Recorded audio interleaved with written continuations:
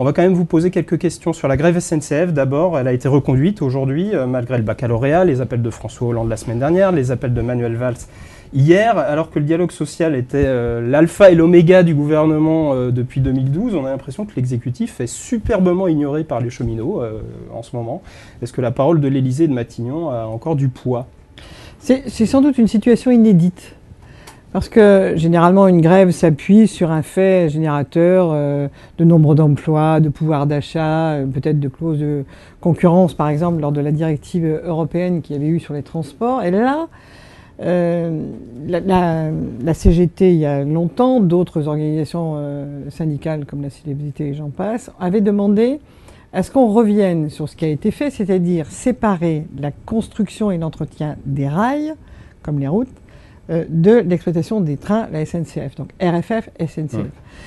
Et cette séparation avait été faite, Jean-Pierre Raffarin, l'ancien Premier ministre, le rappelait bien ce matin, pour répondre à une directive européenne qui était la concurrence doit être à égalité de droit, donc les trains venant d'ailleurs ou privés avec la SNCF, c'est-à-dire payer des droits de péage identiques à RFF, d'où cette séparation.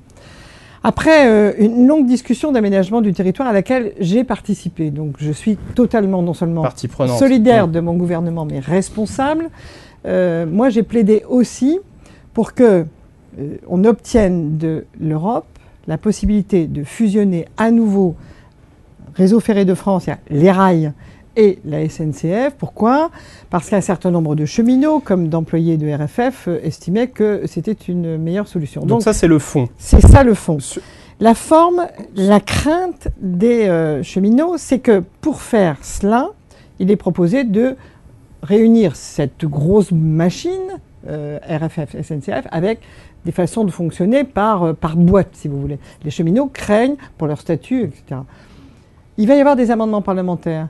Je pense que c'est impossible pour un gouvernement de proposer un tel chantier et de dire je le suspends, c'est-à-dire que je ne propose pas la loi parce qu'il y a une grève. Je pense que nous sommes dans une impasse du dialogue social dans la mesure où il s'agit bien de...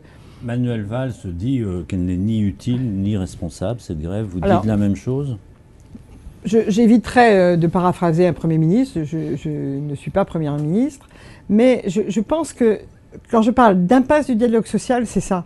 C'est-à-dire, est-ce que vous êtes toujours d'accord pour puisqu'on a gagné ce combat au niveau de l'Europe, l'Europe ne voulait pas cette fusion RFF-SNCF en disant qu'on privilégiait la SNCF.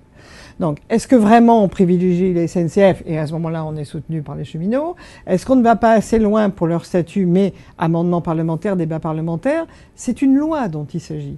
Et je ne vois pas comment... Donc vous les appelez au dialogue aujourd'hui? Moi, je pense que les syndicalistes savent très bien faire leur boulot, qui est d'aller voir les parlementaires pour dire sur ce point précis, sur cet article précis, j'ai tel amendement à défendre, et on peut imaginer des majorités.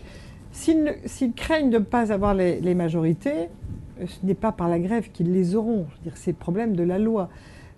La loi, elle est faite par le Parlement et elle ne peut pas être faite sur pression, même si j'entends que les parlementaires écoutent les syndicats.